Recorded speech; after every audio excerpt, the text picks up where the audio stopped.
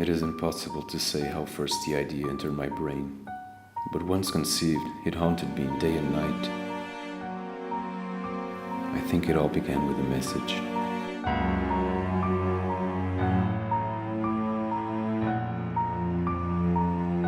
I called a friend for a visit.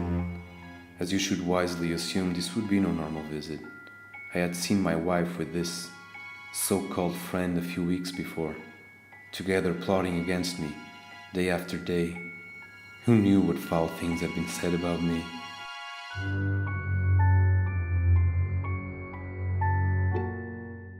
Of course, I'm a reasonable man, so I had to be sure.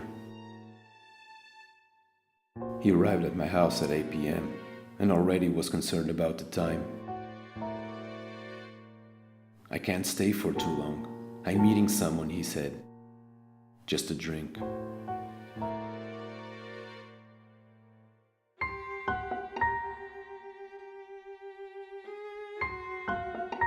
Enjoy your drink.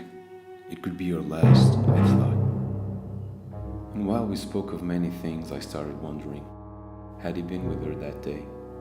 Did he have her smell on him? A lipstick mark? How could I know? Maybe I was wrong. I had known him for years. He was not a bad person. I remember him talking about his wife and his unborn child. I was beginning to feel fond of him again. But then, the sound of reasoning brought me back to my original beliefs. His phone got a text message. It was her, I knew it. Such sweet words were not meant to be read by your eyes, you villain. I must admit I was feeling angry, so what happened next could have had a different outcome. I asked him to pour me a drink.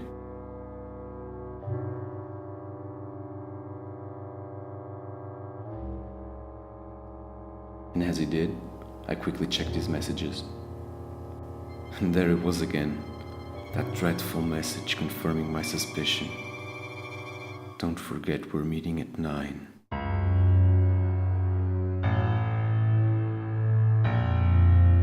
You may wonder what I was thinking before I struck him with my gun.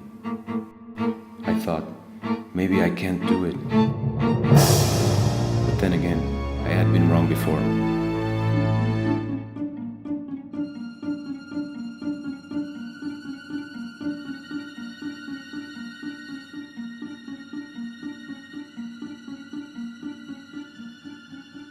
She arrived home at 8:30, ran into the bathroom to dress up for him. I have an important meeting, she said. I kept still and said nothing. I'll call you so you can meet me later. You can have your meeting right here.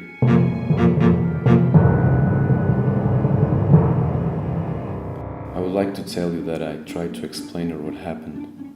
But of the many things people can point their finger at me, one of them is certainly not that I am a liar.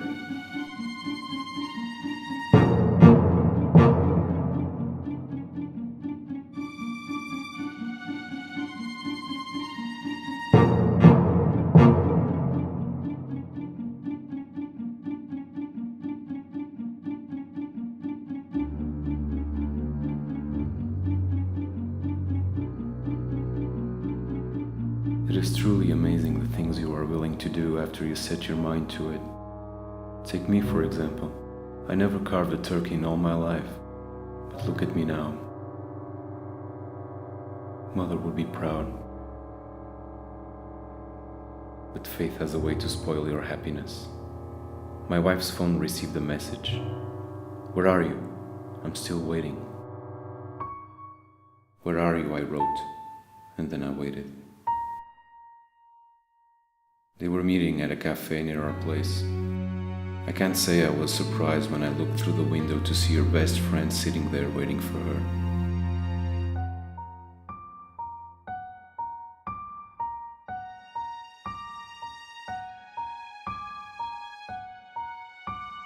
At this point, one should realize what he has done and come into senses. But unfortunately, that's not how the human mind works, and I still seek for revenge.